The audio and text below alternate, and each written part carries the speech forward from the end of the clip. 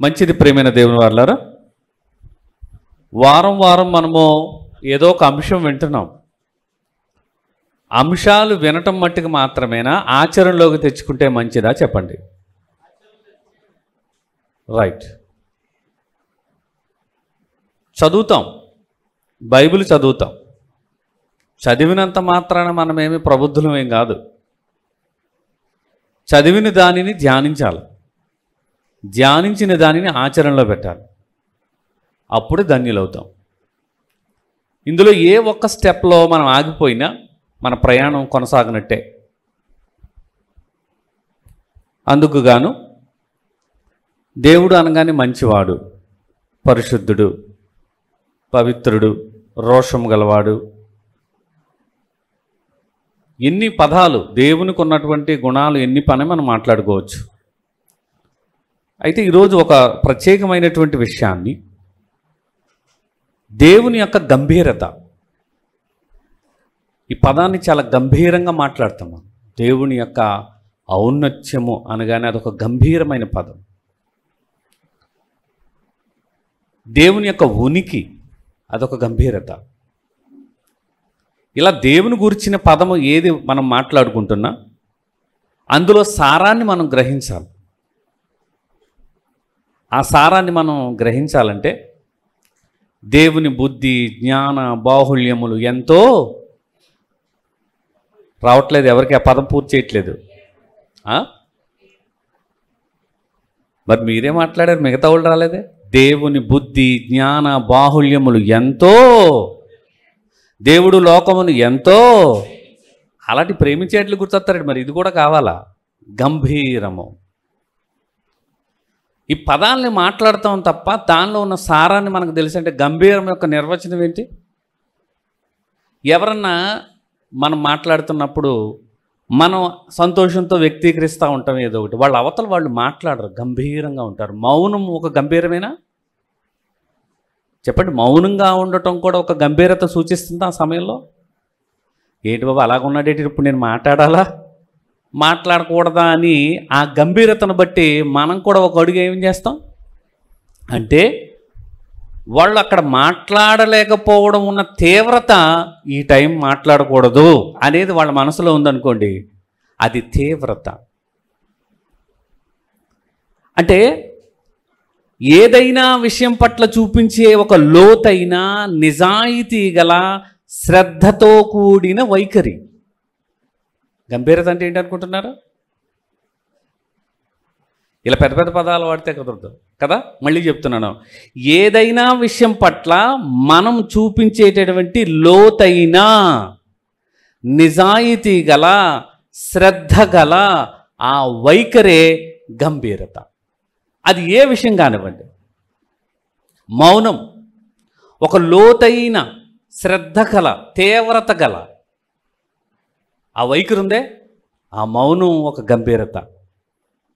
కోపం అర్థం కాకపోతే అసూయ పడతారు. ఆ కోపంలో కూడా ఏముంది? నిజాయితీ ఉంది. ఉంటుందా ఉండదా చెప్పండి? కోపము కూడా నిజాయితీనా? కోపాన్ని అందరూ కూడా ఏం చేస్తాం, అలా ఎందుకు ఉండాలా, అలా ఉండొచ్చా అంటాం మనం.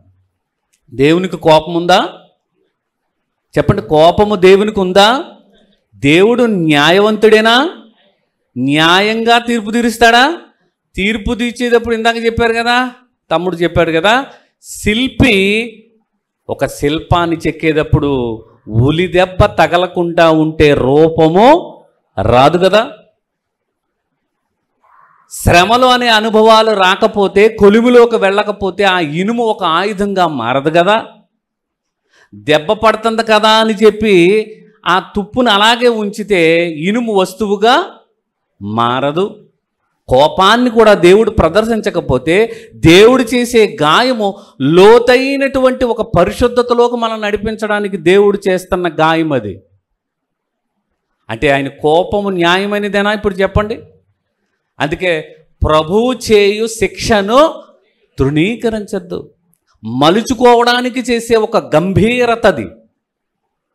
అందుకే చెప్పాను, ఆ పదాన్ని నొక్కి చెప్తున్నాను. దాన్ని సోలమిర్చి అంటారు. ఆ గంభీరత వాక్య ప్రకారంగా మనం చూస్తున్నాం, కానీ ఆయనను రుచి చూసి తెలుసుకుంటే ఆయన చర్యలు న్యాయమైనవే అంటాం మనం.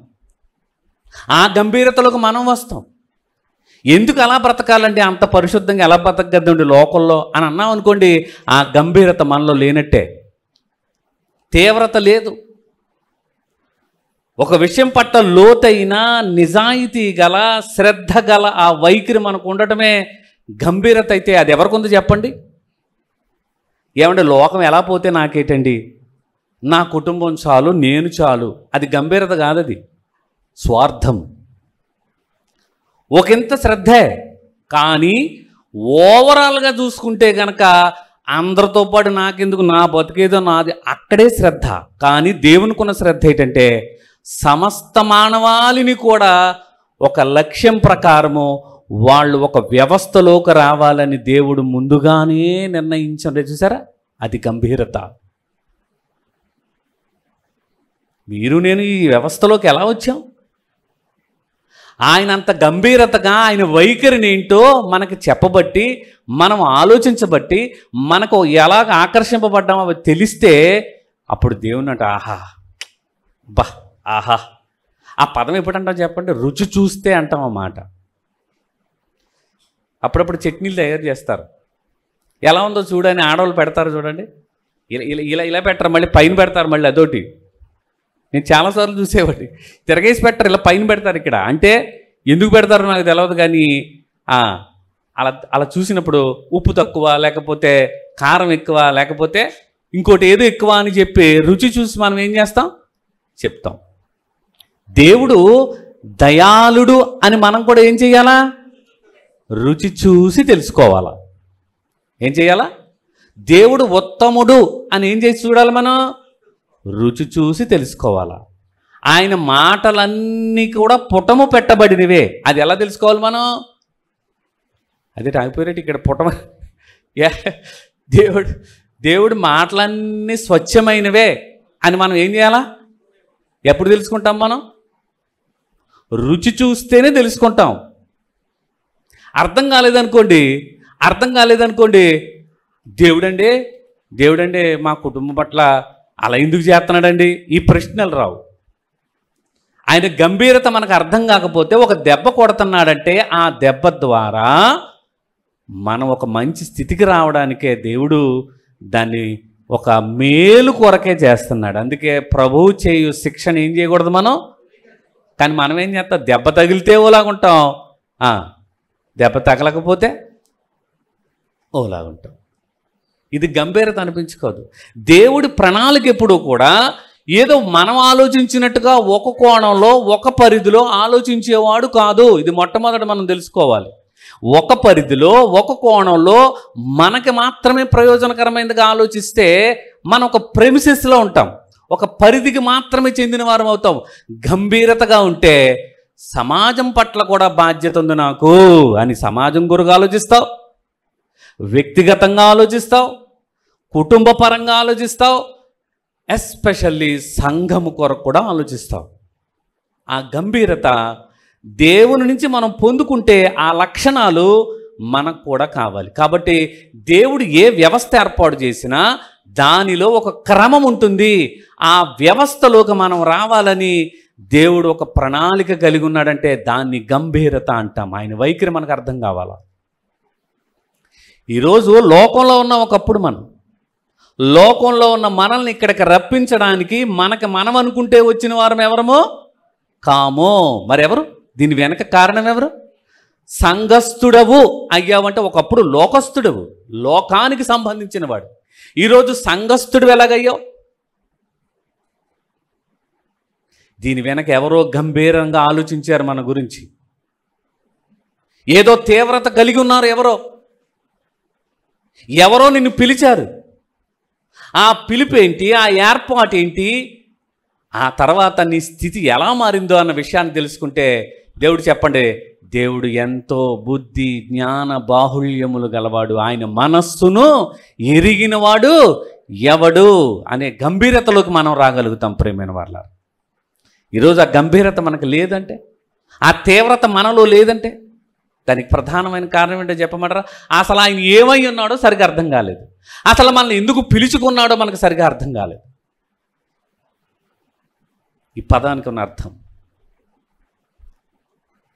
ఆలోచించండి. మనల్ని ఎవరు పుట్టించారు? మనల్ని మనమే సృజించుకున్నామా? దేవుడైనా మనల్ని పుట్టించింది? ఇందులో ఏ భేదము లేదు కదా. నమ్మిన వారు ఉండొచ్చు, నమ్మని వారు ఉండొచ్చు, లోకస్తుడై ఉండొచ్చు, సంఘస్థుడై ఉండొచ్చు, దేవునికి వ్యతిరేకంగా ఉన్నవాళ్ళు కావచ్చు, దేవుణ్ణి నమ్మేవారు కావచ్చు. ఏ వర్గములో ఉన్నవారైనా, అతను నల్లగా ఉన్నా తెల్లగా ఉన్నా, కులాలు వేరైనా, మతాలు వేరైనా, దేశాలు వేరైనా, ప్రాంతాలు వేరైనా, ఓవరాల్గా అందరూ కూడా ఆయన వలననే మనము సృజింపబడిన వారము, ఆయన మేపు గొర్రెలము. అయితే మన గురించి ఆయన ఎక్కువ ఆలోచిస్తాడా లేదా? ఆ తీవ్రత మనకంటే ఎక్కువ ఎవరికి ఉందో చెప్పండి. మనల్ని పుట్టించాలి అనే తీవ్రత మన తల్లిదండ్రుల కంటే మనల్ని ఈ భూమి మీదకి రప్పించడానికి నిర్ణయించుకున్నటువంటి ఆయనది కదా గంభీరత. ఆలోచించమంటున్నాను. కానీ ఈరోజు అది అర్థం కాక మనకు నచ్చినట్లు, మనం మెచ్చినట్లు, మనం నడుచుకుంటానికి, మనము ఇలా నడుచుకోవడానికి, మన జీవితానికి ఒక సిస్టమ్ అనేటటువంటిది ఉండాలి. ఆ సిస్టమ్మే దేవుడు నియమించాడు. దేవునికి ఒక సిస్టమ్ ఉంది. తన పిల్లలు ఎలా నడుచుకోవాలో అంటే దేవుడు అనుకున్నట్టుగానే నడుచుకోవాలా లేదా మనం అనుకున్నట్టుగానే నడుచుకోవాలా? చెప్పండి. మీరు ఏదైనా ఒక వస్తువు తయారు చేశారు, ఆ వస్తువు మీరు అనుకున్నట్టుగా పనిచేయడానికి మీరు తయారు చేసుకున్నారు తప్ప, మీరు తయారు చేసి కీ ఇటు తిప్పి ఇటు వెళ్ళాలనుకుంటున్నారు అనుకో, అటు వెళ్ళిపోతుంది అనుకో. అది క్రమమా? మీరు తయారు చేసుకున్న ఒక వస్తువు ఇలా వెళ్తుందని రిమోట్ ఆపరేట్ చేశారు, కానీ అది ఇలా వెళ్ళిపోతుంది. అలాగే మన జీవితానికి కూడా సృజించింది ఆయన అయితే, ఆయన అనుకున్నట్టుగా మనం నడుచుకోకపోతే, ఆయన అనుకున్నట్టుగా మనం ఆలోచించకపోతే, ఆయన గంభీరత మనలో లేనట్టే. బాగా ఆలోచించండి. నిజమే కదా. ఈరోజు ఎవరు మనల్ని సృజించారంటే 100వ కీర్తన 3వ వచనము. ఎవరు అంటున్నారు ఈ మాట? 100వ కీర్తన 3వ వచనంలో ఎవరు అంటున్నారు? ఒక కీర్తనాకారుడు ఇందులోని బట్టి మనల్ని ఆయనే సృజించారు అన్నమాట మనకు అర్థమవుతుంది. చూద్దాం 100వ కీర్తన 3వ వచనం త్వరగా. యెహోవాయే దేవుడని తెలుసుకొనుడి. ఆయనే అన్నాడా? ఆయనే అంటే ఎవరు? మనల్ని పుట్టించడానికి సర్వ హక్కులు ఎవరికి ఉన్నాయి? ఆయనే మనలను పుట్టించెను. కిందేమంటున్నాడు? మనలను మనమే సృజించుకొనలేదు. అంటే మన పుట్టుకకు కారణం ఎవరు? దేవుడు. అంటే మనకిష్టం వచ్చినట్టు బ్రతకడానికి రూల్స్ ఒప్పుకుంటాయా? చెప్పండి. కోడి మీరు పెంచుతున్నారు బాగా, ఉదాహరణకు అర్థం కావడానికి చెప్తున్నాను సుమా, ఇది పెద్ద ఇలస్ట్రేషన్స్ ఏం కాదు మీకు. కోడి మనం పెంచుకుంటాం, మేత అంతా మీ దగ్గర తినేసి సరిగ్గా గుడ్డెట్టి టైం పక్కింటికి వెళ్ళిపోయి పెట్టేస్తుంది అనుకో, ఊరుకుంటారా మీరు? ఎక్కడ గుడ్డెడుతుందో అక్కడికి వెళ్ళి ఆ గుడ్డు కోసం వెరీ గుడ్ పర్సనాలిటీగా ఉన్న మీరు కూడా గుడ్డు కోసం ఎలా మారిపోతారో బ్యాడ్గా మారిపోతాం. ఈరోజు మనకిష్టం వచ్చినట్టు, అది మనం పెంచుకున్నదే మనకిష్టం కానట్టు ఉంటేనే నువ్వు ఒప్పుకుంటలేదు కదా. ఈరోజు మనం ఎలా బ్రతకాలో, ఎలా మాట్లాడాలో, ఎలా నడుచుకోవాలో అన్నీ కూడా ఒక పద్ధతిగా తన పిల్లలు ఇలా ఉండాలని దేవుడు నిర్ణయిస్తే, అలా నిర్ణయించిన పిల్లలు ఈరోజు తనకి అనుకూలంగా లేకపోతే సిస్టమ్కి వ్యతిరేకంగా మనం పనిచేస్తున్నట్టే, దేవుడు అనుకూలముగా మనం లేనట్టే. అందుకే ప్రేమైన వాళ్ళారా, దేవుడు ఏది చేసినా ఆయన ఒక పద్ధతి ఉంటుంది, ఆయన గంభీరత ఉంటుందని మనం ఆలోచించగలిగితే, ఈరోజు మనమందరం కూడా అది అర్థం చేసుకుంటే, మీ ఏర్పాటు, మీ పిలుపు, మీ ఎన్నిక మిమ్మల్ని ఎందుకు మహిమపరచాలనుకుంటున్నాడో అది తెలిస్తే ఆయన గౌరవించకుండా ఉండలేము. ఖచ్చితంగా చెప్తున్నాను ఇది. అది తెలియకే మనల్ని పుట్టుక దగ్గర మనము ఎఫెక్టివ్గా ఉండట్లేదు, ఆయనకు అనుకూలంగా ఉండట్లేదు. ఆలోచించమంటున్నాను మిమ్మల్ని. మన మెదడులోకి ఒక మంచిని ఎక్కించుకునేటప్పుడు మనస్సు కూడా నిదానించి వినాలి మాట. అలా లేదనుకోండి కొత్త కొత్త పదాలకి, కొత్త కొత్త మాటలకి అలా ఎడతాం తప్ప బుర్రకెక్కదు. ఎప్పుడూ కూడా ఆలోచించుకోండి, విషయం పట్ల, విధానం పట్ల వాల్యూ గుర్తించాలి. విషయం ఉండాలి, విధానం ఉండాలి, వాల్యూ తెలియాలి మనకి. ఈ మూడు లేకపోయినా చాలా కష్టం. అందుకే ఎప్పుడు కూడా మ్యాటర్, మేనర్, వాల్యూ ఈ మూడు చెప్పేవారికి ఉండాలి. ఈ మూడిటి ప్రకారం వినేవారికి కూడా మనం ఆలోచించాలి. ఈ మూడిట్లో ఏది లేకపోయినా మనము సిస్టమేటిక్గా ఉండం. అందుకే ప్రేమైన వాళ్ళారు, మనస్సు పెట్టమంటా నేను ఏ విషయమైనా ఒక గంభీరంగా ఆలోచించేటప్పుడు విషయం పెట్టాలి. ఒక్క విషయమే ఆలోచించండి. ఈరోజు ఒక మంచి సంగతిని నేను తెలుసుకుని వెళుతున్నాను, వెళ్ళాలి, నా మార్పుకు నాంది పలకాలి, నేను అలాంటి సిద్ధపాటు నాకు కావాలి అని ఎప్పుడైతే మనం ఆలోచిస్తావో మొట్టమొదట మన పుట్టుక దగ్గరికి వెళ్తాం. నిజమే కదా, నన్ను నేనే కలిగించుకున్నవాడిని అయితే నా ఇష్టం వచ్చినట్టు నేను బ్రతుకుతాను, కానీ నన్ను సృజించిన కారణం ఎవరో అయ్యున్నారో ఆయన ప్రకారం నేను బ్రతకాలంటే నా పుట్టుక దగ్గర నుంచి నేను గంభీరంగా ఆలోచిస్తాను. పుట్టిందెందుకు? పుట్టించిన వారెవరో తెలుసుకుని పుట్టించిన వారి ఆలోచనల ప్రకారం బ్రతకడానికి అనే తీవ్రత నీలో ఎప్పుడైతే వస్తుందో నీ వైఖరిలో మార్పు వస్తుంది. అప్పుడు నువ్వు గంభీరంగా ఆలోచిస్తావు. ఆ గంభీరత కోల్పోతున్నావు అంటే దానికి ప్రధాన కారణం ఏంటంటే దేవుడు ఏమై ఉన్నాడో, దేవుడు ఎందుకు ఈ మానవాళ్ళని సృజించాడో, ఆ మానవాళ్ళని సృజించిన వెరకాల వాళ్ళు ఎందుకు ఈ సంఘంలోనికి పిలిచాడో, ఆ పిలిచిన వాళ్ళని ఎందుకు ఎన్నిక చేసుకున్నాడో అర్థం అవుతుంది మనకి. సంఘం అంటే ఎవరో కట్టారు, అందులోకి వెళ్తున్నాం మేము, ఇది కాదు అసలు నథింగ్. అది దీని వెనక ఏర్పాటు గంభీరత ఎవరిదో ఉంది. పుట్టుకలో గంభీరత, నా పుట్టుక వెనుక కారణం గంభీరత ఉంది, నేను అనుభవించడానికి ఉన్న సృష్టి వెనక గంభీరత దేవునిది ఉంది అన్న వెనక్కి వెళ్ళగలిగితే దేవుడు ఎంత జ్ఞానముగా ఆలోచిస్తున్నాడో మన పట్ల అర్థమవుతుంది. అంటే అది అర్థమైన మనిషి అప్పుడు అంటాడు, ఆహా అది రుచి, ఆహా ఎంత గంభీరంగా ఆలోచిస్తున్నావే నా గురించి. ఒక తండ్రి అంటూ ఉంటాడు, ఒక తండ్రి నేను వెళ్ళిపోయినా నువ్వు కాలు మీద కాలు వేసుకుని కూర్చునేలాగా నీకు నేను ఆస్తిని సమకూర్చి వెళ్ళిపోతున్నాను రా అని నీకు చెప్పడం. నువ్వు చెప్తే దాన్ని దుర్వ్యసనం పాలు చేస్తావో అని చెప్పి చెప్పకుండా చివరి గడియల్లో పిలిచి నేను ఏమంటాడు తెలుసా, ఇలా రా నాన్న, ఇప్పటి వరకు నేను దేవుణ్ణి అనుసరించాను, దేవుని కొరకు బ్రతికాను, కష్ట నష్టాల్లో, ఇబ్బందుల్లో, ఇరుకుల్లో, సమస్యల్లో అన్నీ ఆయన మీదే ఆధారపడి నువ్వు ఏ పని పూనుకొని నువ్వు అన్నిట నువ్వు ఆశీర్వదింపబడతావు నాయన అని నన్ను నాకు సెలవిచ్చాడు కాబట్టే ఆ ప్రకారం నడుచుకున్నాను నాన్న, నువ్వు అలా నడుచుకో అని చెప్పి అప్పుడు చెప్తాడు. అప్పుడు అర్థమవుద్ది, ఇంతకాలం నన్ను నాకు రూపాయి ఇవ్వలేదు, పావలా ఇవ్వలేదు, ₹10 ఇవ్వలేదు, ₹100 ఇవ్వలేదు, ఆస్తి ఇవ్వలేదు, నేను అడిగిన దానిలో ఇవ్వలేదు అనుకుంటున్నానే తప్ప మా నాన్న నా గురించి ఎంత గంభీరంగా ఆలోచించాడు, నా గురించి ఎంత తీవ్రతగా ఆలోచించాడో నా తండ్రి అనే మనసు మీకు ఎప్పుడు అర్థమవుద్ది? ఆలోచించమంటున్నాను. దేవుడు కూడా మనం అడక్క ముందే ఆదామును చెయ్యాలి, సృష్టిని చెయ్యాలి, సృష్టిలో నుంచి మానవాళి రావాలి, ఆ మానవాళి తప్పిదం చేస్తే వాళ్ళని మళ్ళీ రక్షణలోకి నడిపించాలి, ఆ రక్షణలోనికి రావడానికి సంఘస్థుని చెయ్యాలి, సంఘస్థుని చేయడానికి నా సొంత కుమారుని పంపాలి. ఆ పంపడం వెనక ఆయన గంభీరత ఎంత ఉందో ఇవేమీ ఆలోచించకుండానే మనం వెళ్ళిపోతున్నాం. దేవుడు అంటే ఏమనుకుంటున్నామంటే వచ్చేస్తున్నాం ఆయన దగ్గరికి, ఏది అడిగినా ఇచ్చేస్తున్నాడు, ఇస్తాడు. ఎందుకు ఇవ్వడో? మీరు అలా ఆయన పిల్లలు మనందరం, మన పిల్లలకు మనం ఇవ్వమా? మనం చెడ్డవారయ్యుండి మన పిల్లలకు మంచి ఇవ్వాలని కోరుకోమా? మరి తండ్రి మంచితనానికే మూలం కదా. మంచివాడెవరో? దేవుడొక్కడే మంచివాడు కదా. ఆ మంచివానిలో నుంచి మూలం మనకొస్తే మనమే అంతగా ఆలోచిస్తుంటాం. ఆయన ఎంతగా ఆలోచించుంటాడో మన కోసం. ఏమంటే ఇది ఆలోచిస్తేనండి అసలు నీ పుట్టుక నువ్వు అనుభవిస్తున్న ప్రతి దాని వెనక ఆయన గంభీరత కనబడుతుంది. ఆ తీవ్రత ఈరోజు మనకు లేదేమో. ఎవరికి లేదు? నన్ను పుట్టించిన వానికి ఒక ఆలోచన ఉంది. ఆయన ఆలోచనలు అతి గంభీరములు అంటాడు, శోధింపనసఖ్యములు అంటాడు. అంటే పట్టజాలని అడుగులు అనమాట అవి.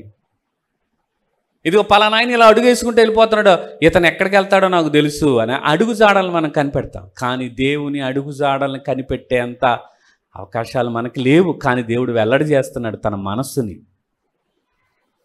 తండ్రిగా మీరే ఆనందపడిపోతున్నారు కదా, వాడికి చెప్పకుండానే వాడికి కావలసినవన్నీ నేను సిద్ధపాటు చేసి నేను వెళ్ళిపోయేలాగా వాడికి చెప్తాను అని గంభీరతను మౌనంగా ఉండి సమయం వచ్చినప్పుడు మాట్లాడుతున్నట్లుగా దేవుడు యుక్త కాలమందు బయలుపరిచాడు ఆయన గంభీరతని. అదే పౌలు భక్తుడు మనకు వెల్లడి చేస్తూ మన పట్ల దేవుని నిజంగా ప్రేమిస్తే, దేవుని నిజంగా ప్రేమించే వారికి ఏమి ఏర్పాటు చేశారో మనకు అర్థమవుతే మనము ఆయనకు ఒక సిస్టమ్ ఉంది, ఆ సిస్టమ్ ప్రకారమే మనం అందరినీ కూడా ఒక పద్ధతిలో ఆయన ఏర్పాటు చేసుకున్నాడు. సిస్టమ్ అంటే పద్ధతి, క్రమము. ఉందా? దేవుడికి ఒక క్రమం ఉందా?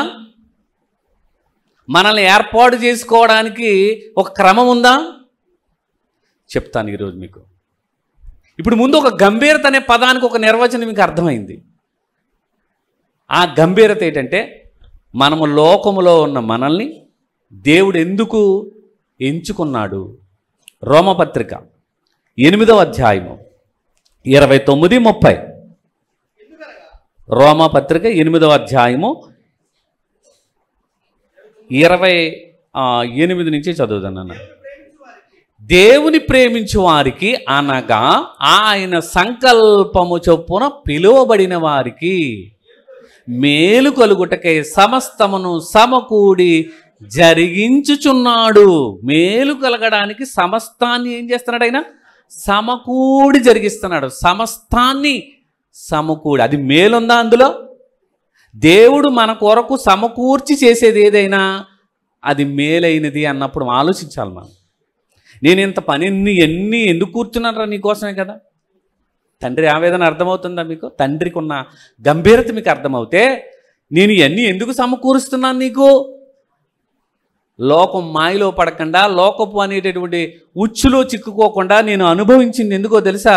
నా బిడ్డవు కాబట్టి నీ కొరకు నేను ఇవన్నీ కష్టాలు చేసి ఇవన్నీ నీకు ఇస్తున్నాను నాయన. సోర్స్, ఆ సోర్స్ నువ్వు అనుభవించాలి అని ఒక తండ్రి ఎలాగైతే బిడ్డకి చెప్పకుండా కష్టపడతాడో, దేవుడు కూడా మన మేలు కోసం అన్ని సమస్తాన్ని ఏం చేస్తున్నాడు? ఆయన సమకూర్చి జరిగిస్తున్నాడు. ఈరోజు మన మధ్యకు రమణ గారి వారి యొక్క ఎవరబ్బా అన్నయ్య గారు అబ్బాయి కదా, ఆయన వచ్చారు, వెనకాల కూర్చున్నారు. వాళ్ళ అమ్మగారు వచ్చారు.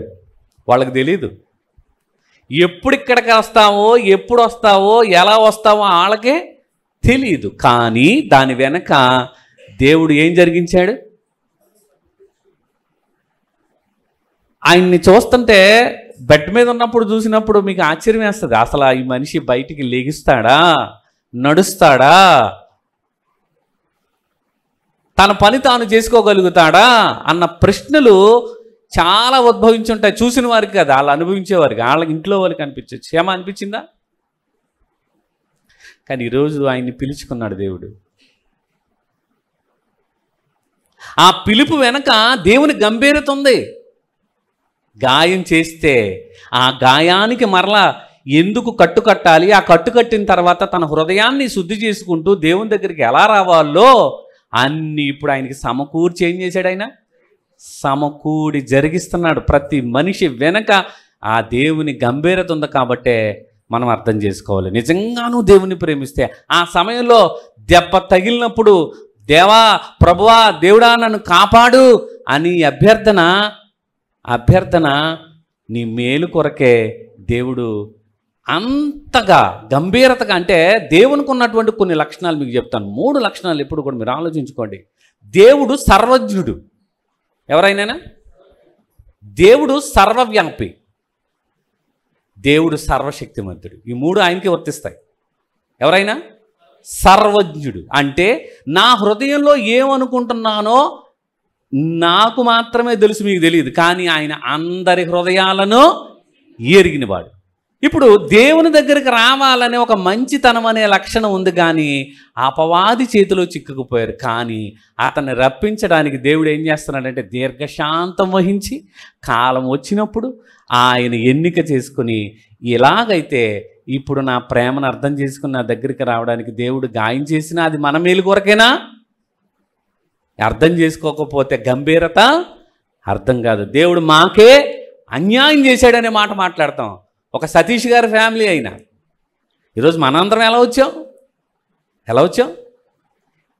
ఎవరిని ఎప్పుడు ఎలా పిలుచుకోవాలో అవన్నీ ఏర్పాటు ఎవరిది? సంఘం అనే వ్యవస్థ ఏర్పాటాలని నిర్ణయించింది ఎవరు? మనకు తెలియదు అది. కానీ ఏర్పాటు వెనక ఎవరి కష్టం ఉంది? దేవుని కష్టం ఉంది. ఇది మనం అర్థం చేసుకోవాలి. బేసిక్గా ఇది మనం అర్థం చేసుకోవాలి. దేవుని నిజంగా ప్రేమిస్తే మన మేలు కోసమే అన్నీ ఆయన ఏం చేస్తున్నాడట?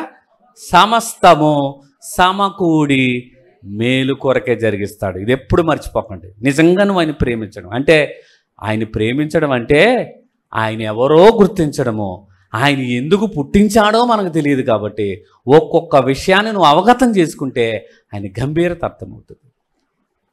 చెప్పండి. ఇప్పుడు 29 దగ్గరికి వద్దాం. 8:29 రోమాపత్రిక. ఎందుకనగా తన కుమారుడు అనేక సహోదరులలో జ్యేష్ఠుడగునట్లు దేవుడు ఎవరిని ముందుగా ఎరిగెనో. అంటే ఇక్కడ కొన్ని పదాలు మీకు నొక్కి చెప్తాను వినండి. ఈరోజు ఈ 29-30 వచనాలలో ఒక 5 దేవుడు ఒక ఆర్డర్ ప్రకారము కొన్ని మనకు పట్ల ఎంత సమకూడి జరిగించడానికి ఎలా మనల్ని సెలెక్ట్ చేసుకున్నాడో అన్నీ చూపిస్తాను. దేవుడు ఎవరిని ముందుగా ఎరిగెను అంటే దేవుడు మనల్ని ఎరిగి ఉన్నాడా? ఎరిగెను అనే పదాన్ని నోట్ చేసుకోండి. ఎరిగెను. దాన్ని నేను వివరణ చెప్తాను. ఈ 5 పదాలను ఈరోజు ఒక బేసిక్ ఫౌండేషన్గా మీకు వేస్తూ 5 పదాలను పరిచయం చేస్తున్నాను. ఈ వచనాలలో ఏమని? ఈ దేవుడు ఎవరిని ముందుగా ఎరిగెను. రైట్. తర్వాత వారిని తన కుమారునితో సారూప్యము గలవారు వారిని ముందుగా నిర్ణయించెను. 1 ఎరిగెను, 2 నిర్ణయించెను. 30 మరియు ఎవరిని ముందుగా నిర్ణయించెను వారిని పిలిచెను. ఎరిగి ఉన్నాడు, నిర్ణయించుకున్నాడు, 3 పిలిచాను. బాగా వినండి. ఎరిగి ఉన్నాడు, నిర్ణయించుకున్నాడు, 3వది పిలిచాను. 3 అయిపోయినాయి. ఇంకెన్ని ఉన్నాయి? ఎన్ని చెప్పాను నేను? 5 చెప్తాను. రైట్. ఎవరిని పిలిచినో వారిని నీతిమంతులుగా తీర్చెను. నీతిమంతులుగా తీర్చడానికి వెనక కూడా సమకూడి జరిగిస్తున్నాడా దేవుడు? ఎరిగి ఉండటమే కాదు, నిర్ణయించుకోవడమే కాదు, పిలవడమే కాదు, నీతిమంతులుగా తీర్చాడు. ఎవరిని నీతిమంతులుగా తీర్చెనో వారిని మహిమపరిచెను. This is the order. మన ఎలక్షన్, మనల్ని ఎంపిక చేసుకోవడంలో ఎంత సిస్టంగా ఆలోచించారు. మన మేలు కోసమేనా ఇదంతా? ఇందులో ఫలానా వారి కోసమనేనా, అందరి కోసమని చెప్పాలి మీరు. మనమేమనుకుంటామంటే వాళ్ళ ఇంటికి లేనోళ్ళు, వీళ్ళ ఇంటికి లేనోళ్ళు. అదా దేవుని ఉద్దేశం? అది కాదు. దేవుడి ఉద్దేశం ఏంటంటే ఈ 5 పాయింట్ల మీద మన మేలు కొరకే సమస్తాన్ని సమకూడి జరిగించుచున్నవాడు మనల్ని ఇలా ఈ క్రమములో మనల్ని పిలుచుకున్నాడంటే మన గురించి ఎంత గంభీరతగా ఆలోచించాడో ఒక్కసారి ఆలోచించండి.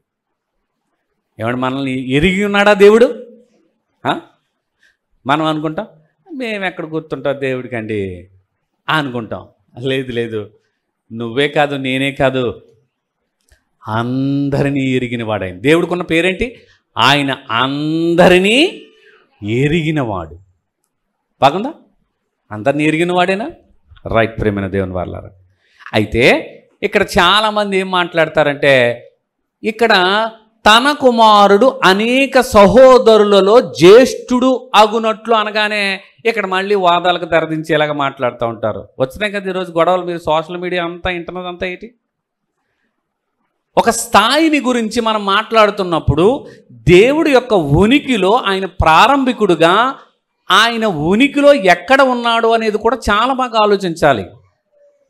మనము శరీరధారిగా వచ్చాడన్న కోణాన్ని మనం చూసే ముందు ఆయన ఉనికి ఏంటి అసలు?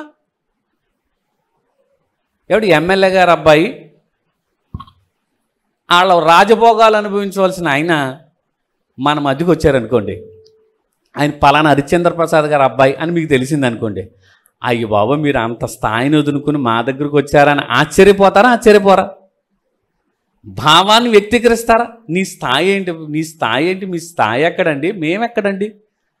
మాలాంటి వాళ్ళ దగ్గర రావడం ఏంటి? అప్పుడప్పుడు మోదీ గారు ఎవరి దగ్గరకో వచ్చి ఒక టీ తాగారంటేనే పెద్ద హల్చల్ అయిపోద్దే. ఒక ప్రధానమంత్రి హోదా ఉన్న వ్యక్తి ఒక సామాన్యుడి దగ్గరికి వచ్చాడనగానే హల్చల్ అయిపోతుంది. సామాన్యమైన మనుషుల మధ్యకి అసమానుడైనటువంటి దేవుడిగా ఉన్న ఆయన ఈ భూమి మీదకి వస్తే ఆశ్చర్యం కాదా? ఆశ్చర్యపడద్దా? ఆలోచించద్దా? ఈ స్థితిని గురించి మనం ఆలోచించకుండా పుట్టినవాడు కదా, తన కుమారులలో జ్యేష్ఠుడు ఎవరిని అంటే, జ్యేష్ఠుడు అనగానే ఆయన తర్వాత ఈయన కుమారుడు కదా అని మనం ఆ స్థానాన్ని వరకే చూస్తున్నాం తప్ప అసలు జ్యేష్ఠుడనే పదానికి అక్కడ మనం ఎలా ఆలోచించాలి? తన సహోదరులలో అనేకులలో జ్యేష్ఠుడగునట్లు ఆయన అంటే మనమందరం కూడా సహోదరులమే, ఆయన మనకంటే పెద్ద సహోదరుడు మనకి అనే భావాన్ని తీసుకుందాం కదా. అలాగే కదా మనం ఆలోచించాం. మన స్థాయిని బట్టి మనం ఎంతవరకు ఆలోచించామంటే మనకంటే అయినా పెద్ద అయినా, మనకంటే మన సహోదరులు గొప్పవాడైనా అని ఆలోచిస్తున్నాం. కానీ ఆ జ్యేష్ఠుడు అనే పదాన్ని ఎలా ఆలోచించాలో ఒక్కసారి చెప్పి ఈరోజుకి నేను నా మెసేజ్ని ముగిస్తాను. ఈరోజు ఒకే పాయింట్ మీద మాట్లాడాను నేను. దేవుని గంభీరత. మన ఏర్పాటు కొరకు సమకూడి జరిగించే విషయంలో మేలు కోసమే ఆలోచించేవాడు దేవుడు. దానినే తీవ్రత అన్నాను. ఒకే విషయం పట్ల మనకున్నటువంటి ఆలోచనల కన్నా లోతైన నిజాయితీ గల శ్రద్ధ వహించే ఆ వైఖరినే తీవ్రత అనే పదాన్ని ఎట్టి దాన్ని గంభీరతగా మనం ఆలోచించుకుంటే ఇంత ఆలోచించాడు మన గురించి ప్రేమైన వాళ్ళు. లేకపోతే ఎవరెక్కడోళ్ళమో ఇక్కడికి ఎలా వచ్చాం? ఎందుకు నీతిమంతులుగా తీర్చబడ్డాం? ఎందుకు మహిమపరచబడాలి అంటే ఈ ఆర్డర్ సెలక్షన్ అనేది దేవుడు నిర్ణయించుకుని మనమందరం ఈ వ్యవస్థలోనికి రావాలని, రాబోయే అవస్థలు మనం పడకూడదని ఇంత సిస్టమ్ ఏర్పాటు చేశాడు దేవుడు. That is church. చర్చ్ అంటే ఏమనుకుంటున్నారు మీరు? అమ్మయ్య మాది ఎలాగుంటుందంటే అయ్యి బాబోయ్ చాలా ఎడల్పు, చాలా కలర్. ఇది మనం కూర్చోవడానికి. కానీ ఈ కూర్చోవడానికి ఉండే ఈ మందిరాన్ని లేదంటే ఈ స్థలాన్ని ఇది స్థాపించడానికి దేవుడు ఎంత ప్లాన్ చేశాడో అది గంభీరత. అది ఆలోచించాలి మీరు. ఆ ఆలోచన ఎప్పుడైతే దూరం అయ్యిందో ఆయన గంభీరతలోకి మనం వెళ్ళలేము. అందుకే అన్నాడు ఈ 5 పదాలు మీరు మర్చిపోకండి. ఈ 5 పదాలని మీరు చాలా జాగ్రత్తగా పెట్టుకోవాలి. దేవుడు ఎవరిని ముందు ఎరిగను అని అంటే దేవుడు భవిష్యత్తు జ్ఞానాన్ని బట్టి ఎవరొస్తారో తిరిగినవాడా ఏళ్లే రావాలని నిర్ణయించడమా? చెప్పండి. తేడా చాలా జాగ్రత్తగా ఆలోచించాలి మీరు. ఎవరొస్తారో తెలిసినవాడా, ఎవరు రావాలో ముందే నిర్ణయించినవాడా దేవుడు? తప్పు. అదే తప్పు. ఇక్కడే మనం ఫెయిల్ అయిపోతున్నాం. దాన్ని 4 నాలెడ్జ్లో ఆలోచించాలి. 4 నాలెడ్జ్ అంటే భవిష్యత్ జ్ఞానం. దేవునికి ఉండే జ్ఞానం ఏంటి చెప్పండి? భవిష్యత్ జ్ఞానం. బిడ్డ పుట్టాడు, సింపుల్గా అర్థం చేసుకో. బిడ్డ పుట్టాడు. బిడ్డ పుట్టిన తర్వాత ఇంకా మేలు కీడులు వివేచించడం, పాలు విడవడం, పెరగడం, పెద్దవాడవడం, తప్పు చేయడం, లేకపోతే ఇవన్నీ జరుగుతాయన్న సంగతి మనకు తెలుస్తుందా? చెప్పండి. ఎవరైనా మనం నిర్ణయించగలుగుతాం అలాగా? చెప్పినాయన సంటి పుట్టగానే రమణమ్మ గారు ఏమన్నా సంటి పాటల గాయకుడు అవుతాడు అని ఏమన్నా అనుకుందా? ఆవిడ నిర్ణయించుకుందా? కొన్ని కోణాల్లో చూస్తుంటే మనకేమనుకుంటామంటే పలానా వాళ్ళు రారు అని దేవుడే నిర్ణయం చేశాడని మనం అంటాం. అలా అయితే అన్యాయస్తుడు అవడా దేవుడు? అన్యాయస్తుడు అయిపోడా దేవుడు? అన్యాయస్తుడా? సర్వశక్తుడు దుష్కార్యం చేస్తాడా? ఒకళ్ళు ఒకలాగా అన్యాయం చేస్తే అది దేవుడు ఎలా అవుతాడు? న్యాయాధిపతి ఎలా అవుతాడు? ఆయన చర్యలు న్యాయం ఎలాగవుతాయి? కాబట్టి ఇక్కడ చాలా జాగ్రత్తగా ఆలోచించాలి. అంటే మనం ఎప్పుడు కూడా ఆలోచించవలసింది ఏంటంటే, ఇప్పుడు ఒక మీటింగ్ పెట్టామండి, బాగా అర్థం చేసుకోండి. ఎరగటం అంటే మేము దేవుడి ఉద్దేశాలకు మనం వెళ్ళకపోతే గంభీరత అర్థం కదా. అందుకే ఈ రెండు కోవలు వచ్చేసినాయి. ఈరోజు ప్రధాన కారణం ఈ 2 కోవలు ఎందుకు వచ్చినాయి? ఒకరు సరిగా అర్థం చేసుకుంటున్నారు, ఒకరు సరిగా అర్థం చేసుకోలేకపోతున్నారు. ఈరోజు సమాజంలో ఉన్నాయా? మనం సంఘంలోకి వచ్చాం, మరి మిగిలిన వారందరూ ఎక్కడున్నారు? బయట ఉన్నారు. మనం ఎందుకు వచ్చామో వాళ్ళు ఎందుకు రాలేదు? అప్పుడు అంటాం మనం ఆడ నరకానికి నిర్ణయింపబడ్డాడండి అని అన్నాం అనుకోండి, అసలు మనకు ఆయన గంభీరత అర్థమైనట్ట. చాలామంది రాంగ్ స్టేట్మెంట్లు ఇవ్వడం వల్ల అవతల వాళ్ళు ఏం చేస్తున్నారు మనల్ని, ఏట్రా మేము నరకానికి పాత్రులమా అని చెప్పి మీరు చెప్పవలసింది చెప్పకుండా చెప్పకూడదు చెప్పడం వల్ల దేవుడి ఔన్నత్యం పెరుగుతుందా తరుగుతుందా చెప్పండి ఇప్పుడు. అందుకే మనం తెలియాలి అసలు ఎరుగుటం అంటే ఏంటి. దేనిలో ఎరిగినవాడు అంటే ఒక మీటింగ్ పెట్టాం, మీటింగ్కి మనం అందరికీ ఆహ్వానం ఇస్తామా? వినండి, ఇల్లస్ట్రేషన్ బాగా వినండి. ఈ మీటింగ్కి అందరికీ ఆహ్వానం ఇస్తామా, కొందరికి ఇస్తామా? దేవుడు అందరికీ ఆహ్వానం ఇచ్చాడా, తన దగ్గరికి రావాలని కొందరికే ఇచ్చాడా? అందరికీ ఇచ్చాడు. Very good. అయితే అందరూ వస్తారా లేదా అనేది మనకు తెలుసు. కొంత మట్టికి మన జ్ఞానం ప్రకారం ఆలోచిద్దాం. మీటింగ్కి మనం పిలిస్తే అందరూ వచ్చేస్తారా? అందరూ రారు. పక్కాగా మన సంఘస్థుల మట్టికి మాత్రం వస్తారు అని అంచనా ఉందా లేదా? పక్కాగా మన వాళ్ళంటూ వస్తారు, ఒక 100 మంది వస్తారు అన్న సంగతి తెలుసా తెలీదా? రైట్. ఇప్పుడు మనం కూడా దేవునికి కోణంలో మనం ఆలోచించగలిగితే, ఇప్పుడు ఒక నిర్ధారణ మనం చేసుకున్నాం. ఎలాగ నిర్ధారణ చేసుకున్నాం? అందరికీ పిలిచినా అందరూ రారు, కానీ కొందరైతే వస్తారు. అవునా? అందరికీ పిలిచినా అందరూ రాకపోయినా కొందరైతే వస్తారు. ఇది మనకే అర్థమైనప్పుడు దేవుడు ఈ వ్యవస్థలోనికి ఎవరు వస్తారో అనేది నిర్ణయించలేదు. ఆయన ఫోర్ నాలెడ్జ్తో భవిష్యత్తు జ్ఞానాన్ని అనుసరించి వీళ్ళు వస్తారు అని గ్రహించేవాడు దేవుడు. అర్థమైందా? యాకోబు యాసావు అనేవారు ఆమె గర్భంలో ఉన్నప్పుడే, ఇంకా బయటికి రానప్పుడే యాకోబుని గురించి యాసావుని గురించి దేవుడు ఏమని మాట్లాడాడు? నేను యాసావును ద్వేషించాను, యాకోబును ప్రేమించాను. అంటే ఇప్పుడు ఇక్కడ మనం ఒక కోణంలో చూస్తుంటే యాసావుని ఎందుకు ప్రేమించలేదు, ఈయన్ని ఎందుకు ప్రేమించాడు, ఆయన ద్వేషించడం ఏంటి, ఈయన ప్రేమించడం ఏంటి అని కన్ఫ్యూజన్ మనకు వస్తుందా రాదా? ఖచ్చితంగా వస్తుంది. అంటే ఇప్పుడు యాకోబు ఒక జనాంగంగా నిర్ణయింపబడతాడు, ఆ జనాంగంలో నుంచి ఒక ఆయన వస్తాడు, ఆ వ్యవస్థని ఒక సంఘముగా నేను పిలుచుకుంటాను, జాతిని పోలుస్తూ జాతి అంతా కూడా ఒక క్రమముగా నా దగ్గరికి వస్తారు అని ముందెరిగినవాడు. ఆయన ముందెరిగినవాడు. ఏసావు ఆ తర్వాత అతని స్వభావము, అతని నేచర్ అతని సహోదరులకే విరోధంగా లేస్తాడని ఇతడు రాడు అని నిర్ణయం తీసేసుకోవడం కాదు అక్కడ, భవిష్యత్తు జ్ఞానాన్ని ఎరిగిన వాడిగా వీళ్ళు వస్తారు వీళ్ళు రారు అని గ్రహించగలిగిన వాడే దేవుడు. అదే సర్వజ్ఞత. మనకైతే ఎలా తెలుసు? మనతో పాటు చక్కగా అందరూ మీటింగ్ మనవాళ్ళు అందరూ వచ్చేస్తారనుకుంటాం. అనుకున్న మనవాళ్ళే ఏం చేయరు, రారు. మన నాలెడ్జ్కి ఆయన నాలెడ్జ్కి ఎంత తేడా ఉంది చెప్పండి. అవునా? అందుకే దేవుడు ఎప్పుడు కూడా పూర్వమే వాళ్ళ రారు అని నిర్ధారణ చేయలేదు. ప్రీ డెస్టినేషన్ కాదది, పూర్వ నిర్ధారణ. వీళ్ళ నరకానికి పాత్రులని ఎవరిని నిర్ధారించలేదు. పలానా వారు వస్తారని ఒక వ్యవస్థను ఏర్పాటు చేసి ఆ వ్యవస్థ ద్వారా వారు వస్తారు అని ముందెరిగినవాడు. అది దేవునికున్న సర్వజ్ఞత. చెప్పండి, ఇప్పుడు మనల్ని అలాగా మనం వస్తామని మన కొరకు ముందుగానే అంతే తప్ప నిర్ణయించుకుని పలానా మాధురి రావాలి, పలానా వాత్సల్య రావాలి, పలానా ప్రసాద్ గారు రావాలి, పలానా చంటి రావాలని నిర్ణయం తీసుకోవాలా? వస్తారు అని ఎరిగినవాడు తప్ప నిర్ణయించలేదు. ఇదే పాయింట్ అర్థం చేసుకోండి. ఎరగటం అంటే అది. అర్థమైందా? వీళ్ళు రారు వీళ్ళు వస్తారు అనేది మన నాలెడ్జ్ ప్రకారం మనం డిసైడ్ చేసుకుంటాం. కానీ దేవుడు అలా నిర్ణయించలా. అందరికీ ఆహ్వానం, మీటింగ్ అందరికీ ఇచ్చారు, ఆహ్వానం ఇచ్చారు. కానీ కొందరే వస్తారని మీకు తెలుసా? తెలుసు. పక్కాగా ఎంతమంది వస్తారో కూడా తెలుసా మీకు? తెలుసు.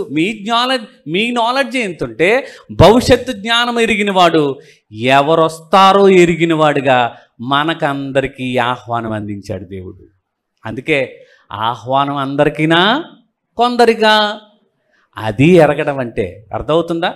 అంతే తప్ప దేవుడు అన్యాయస్తుడు కాదు. ఈ గమనించుకోకపోతే నన్ను దేవుడు ముందుగానే ఈ సంఘస్థుడు చేయడానికి దేవుడు నన్ను ఎన్నుకున్నాడు. ఎలాగా? ఎరిగి ఉన్నాడు నేను వస్తానని. అబ్బా, ఎంత గంభీరంగా ఆలోచించాడు దేవుడు. అంటే మనల్ని ఎరగటానికి దేవుడు నిర్ణయించుకున్నారనే పదం, ఈ 5 పదాల్లో ఒకటి మాట్లాడుతున్నాను. ఎరిగి ఉన్నాడు అనటంలో ఇక్కడ మనము ముందే నిర్ణయించుకున్నాడనే పదానికి మనం ఎప్పుడు వెళ్ళకూడదు. అందరూ రావాలనేది ఆయన ఆలోచన. ఎవరొస్తారో ఎరిగినది భవిష్యత్తు జ్ఞానం. దేవుని ఉద్దేశం ఎరిగితే అందరూ రావాలనే ఉందా కోరిక ఆయనకి? ఉంది. కానీ ఎవరొస్తారో తెలుసు. అయితే జాగ్రత్తగా ఉండాలి. నిజంగా ఈరోజు ఆ పిలుపు అందుకున్న మనము, ఆయన ఎరిగి ఉన్న మనం ఇందులోకి వచ్చామంటే మనకేదో మేలు కలగడానికి సమస్తాన్ని సమకూడి ఆయన ఏం చేశాడు? జరిగించారు. కాబట్టి ఇక్కడికి వచ్చాము. ఎరిగి ఉన్నాము ఆయన ద్వారా అంటే చాలా జాగ్రత్తగా ఉండాలి మనం. కానీ ఈరోజు మనం ఎలాగున్నాం? దేవుని ఎరుగుదమని చెప్పుకుంటున్నాం, కానీ దేవుని వారు ఎరుగుదమని చెప్పుకుంటున్నారు, కానీ తమ క్రియల చేత వారు ఆయనని ఎరుగనైనట్టున్నారు అన్నాడు అనుకోండి. ఏం చెప్పండి? మన క్రియల చేత ఆయన్ని ఎలా ఎరుగులేని వారుగా ఉన్నామంటే ఆ ఉద్దేశం తెలియట్లేదు, సంకల్పం తెలియట్లేదు, ఆయన గంభీరత తెలకపోవడం వల్లనే ఈరోజు ఎలా పడితే అలా, ఎలా నచ్చినట్లు, ఎలా ఆలోచించుకుని మనం నడుస్తున్నామో ఒక్కసారి ఈరోజు గంభీరంగా ఆలోచించండి. అమ్మో, ఇంత ఎన్నిక ఉందా నా పట్ల? దేవుడు అన్యాయస్తుడు కాదు, అందరికీ ఇచ్చారు. ఆ అందరికి ఇచ్చిన దాంట్లో నన్ను ముందుగానే ఎరిగి ఉన్నాడన్న మాట ఆనందించండి ప్రేమైన వాళ్ళారా. నిన్ను ఎరగటం అంటే ఏమన్నా నాకు ఎమ్మెల్యే గారు తెలిసి అంటాం, లేదా నాకు మోదీ గారు తెలిసి అంటాం గొప్పదా? ఆయనే నిన్ను ఎరిగి ఉన్నానంటాం గొప్పదా? చెప్పండి. ఆయనే మనల్ని ఎరిగి ఉన్నాడంటే నీ పట్ల ఎంత గంభీరతగా ఆలోచిస్తున్నాడు నీ కన్న తండ్రి. ఇది అర్థం కాక వ్యర్థముగా మనం ప్రవర్తించక దేవుని ఇష్టాన్ని జరిగించడానికి, చెప్పండి, మన పుట్టుకకు కారణం ఎవరు? దేవుడు. మనం వేసే అడుగు మనం ఎలా పడితే అలా నడుచుకోవడానికి కాదా మనల్ని పిలుచుకుందే? కాదు. మనల్ని నీతిమంతులుగా తీర్చడానికి, మనల్ని మహిమపరచడానికి ఎరిగి ఉన్నాడు, నిర్ణయించుకున్నాడు, పిలిచాడు, నీతిమంతులుగా తీర్చాడు. నీతిమంతులుగా తీర్చడమే కదా, మనల్ని మహిమపరచడానికి ఇంతగా ఆలోచించాడే. ఆ గంభీరత, ఆ తీవ్రత నీకు నాకు ఆయన పట్ల లేకపోవడం వల్లనే ఎరుగుదమని చెప్పుకుంటున్నాం, కానీ ఆయనను ఎరుగుమైనట్టు మన ప్రవర్తన, మన క్రియలు ఉన్నాయి. ఆలోచించమని కోరుతూ దాని కంటిన్యూషన్ భాగాన్ని మరొక పర్యాయం చెప్తాను. ఈరోజు మనం విన్నది దేవుని యొక్క గంభీరత, ఆ తీవ్రత మనందరిలోనూ ఉండాలని ఆహా అని రుచి చూసి తెలుసుకున్న ఆయన చెప్పిన మాటల్ని ఇంట్రడక్షన్గా ఈ 5 విషయాలు మన పట్ల మేలు కలగడానికి ఎంత దీర్ఘ ప్రణాళిక చేసిన దేవుడు, భవిష్యత్తు జ్ఞాని. ఆయన పిలుపుకు తగినట్లుగా మనం నడుచుకోవాలి. ఆ ధన్యత దేవుడు మనందరికీ అనుగ్రహించి ఆశీర్వదించునుగాక. ఆమెన్. ప్రేమగల తండ్రి, కొన్ని మాటలు మాట్లాడుకున్నాం. మరలా నాయనా, మరి నాయన మీ పిల్లల యొక్క ఆలోచనలన్నీ మీకు తగినట్లుగా, మీరు మేపే గొర్రెలుగా, మేమే సృజించుకొనలేని వారముగా ఈ భూమి మీదకి వచ్చామంటే మీరు ఏర్పాటు చేసిన ఈ సిస్టమ్, మీ గంభీరత, మా ఏర్పాటు, మా పిలుపు, మమ్మల్ని నీతిమంతులుగా తీర్చడం, వీటి వెనకున్నటువంటి మీ గంభీరతను తెలుసుకుంటూ ముందుకు వెళ్ళటానికి సహాయం చేయమని తొలుత వర్తమానం అందించిన మీ బిడ్డను, అలాగే నైనా తర్వాత జరగబోయే కార్యక్రమం అంతట్లోనూ తోడుని నడిపించమని యేసుక్రీస్తు వారి దివ్యమైన నామములు ప్రార్థన మీకే సమర్పిస్తున్నాము పరమ తండ్రి. ఆమెన్. ఆమెన్.